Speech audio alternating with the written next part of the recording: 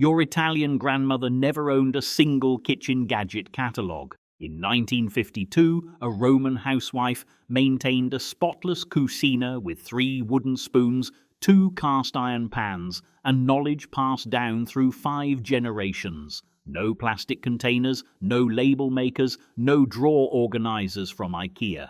Just flour-dusted hands that knew exactly where everything belonged. Number 8 on this list was so automatic that Italian children learned it before they could reach the stove. Number 4 required nothing more than yesterday's bread and a mother's watchful eye. Here's what the modern kitchen industry doesn't want you to understand. Chaos wasn't solved by buying more storage. It was prevented by doing less, better. Before we start, hit subscribe because these habits might transform your kitchen forever. Let's count down the 12 forgotten Italian habits that kept kitchens immaculate. Number 12, the sacred evening reset.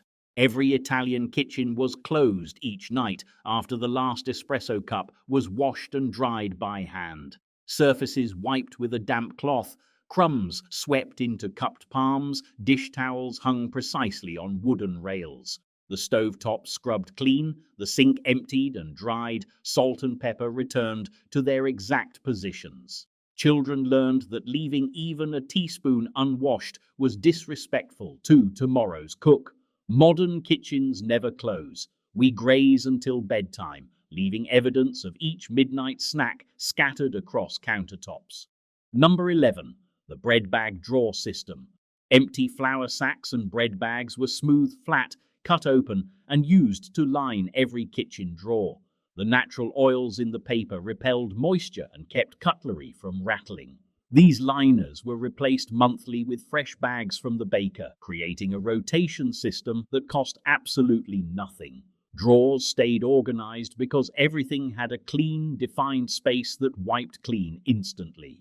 Today, we buy expensive drawer liners that stick, peel, and need replacing every few years. Number 10, the pasta water principle. Starchy pasta water was never poured down the drain. It became the foundation for tomorrow's soup, saved in a ceramic pitcher by the stove. The natural starches helped bind sauces and added body to thin soups without additional ingredients. Italian mothers taught daughters to taste the pasta water. If it wasn't salty enough for drinking, add more salt. Modern cooks waste this liquid gold daily, then buy expensive stocks and broths from supermarkets. Number 9, the wooden spoon hierarchy. Each wooden spoon had a specific purpose, one for stirring sauces, one for polenta, one for sweet preparations. They hung in order of size on a simple wooden rack, never mixed or used interchangeably. The largest spoon lived closest to the stove, the smallest near the herb garden window. Seasoned with decades of use, they never needed washing with soap, just hot water and immediate drying. We now own dozens of gadgets that do what 3 wooden spoons accomplished perfectly. Number 8, the children's kitchen training. Italian children learned kitchen order before they learned to read, watching, copying, absorbing through repetition.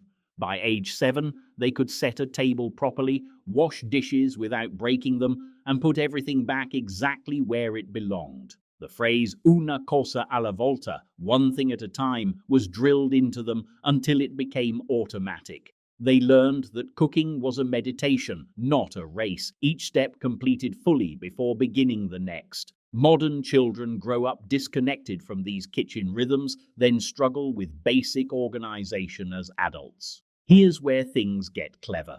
The habits we've covered so far were about maintaining order, but Italian nonnas understood something deeper.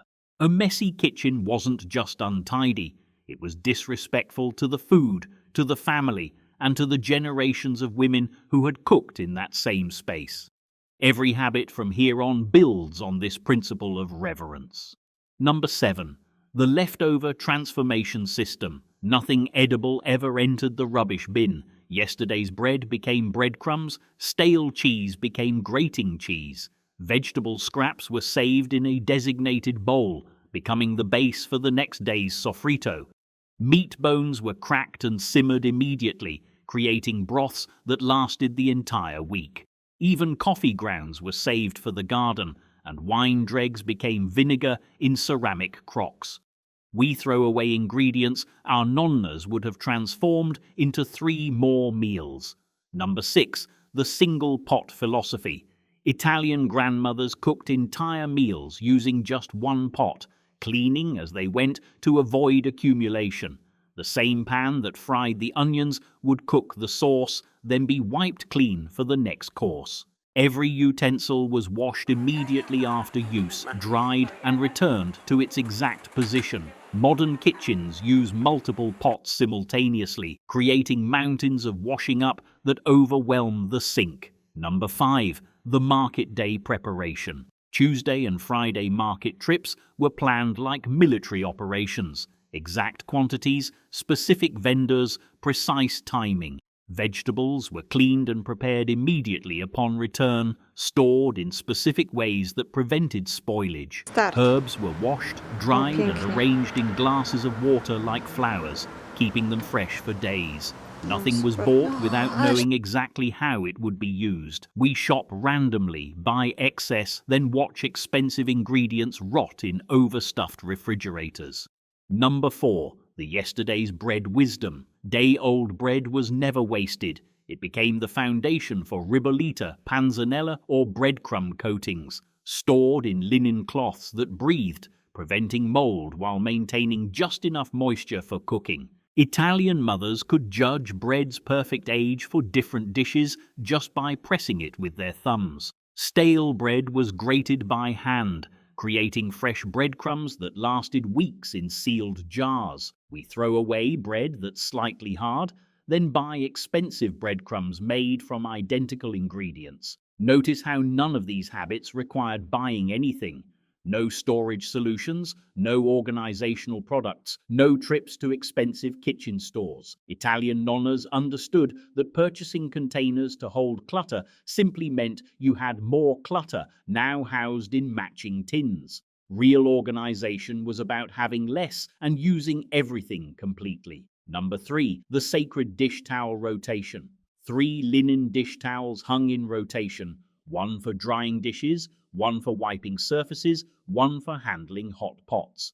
Each towel had a specific purpose and was never used for anything else. Washed by hand every other day, they lasted decades and became softer with age. The cleanest towel always hung closest to the stove. We use paper towels for everything, creating waste and losing the satisfaction of proper linen care. Number 2, the Maison mentality.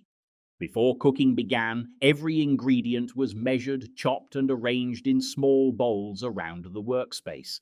The phrase tutto pronto, everything ready, meant no searching, no interruptions during cooking.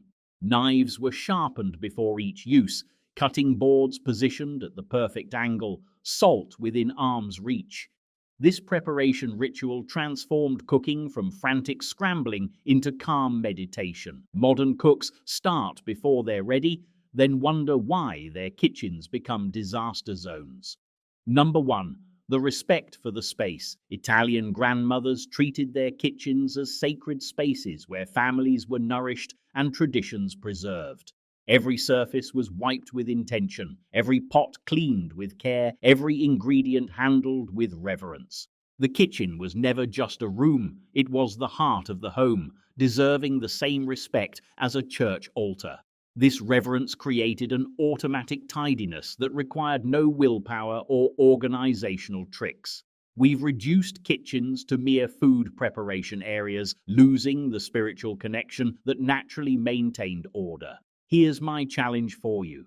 Pick 3 of these habits and try them for 1 week. The evening reset, the pasta water principle, the mise en place mentality. Just 3. Then come back and tell me if your kitchen feels different. Tell me if cooking becomes meditation instead of chaos. Tell me if your nonna was onto something that IKEA would prefer you forgot. I've tried them all. My wooden spoons hang in order now. I save every drop of pasta water.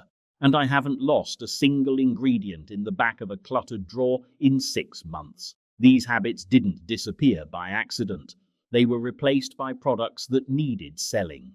Your nonna fed a family of 8 in a kitchen smaller than your pantry. She wasn't struggling, she was thriving. Share which 3 you're going to try in the comments. I want to know if the evening reset gets more love than the bread bag system. I want to see if anyone else's nonna had wooden spoons that lasted 50 years, because kitchen organization wasn't a personality trait in her generation. It was a practice, and practices can be learned.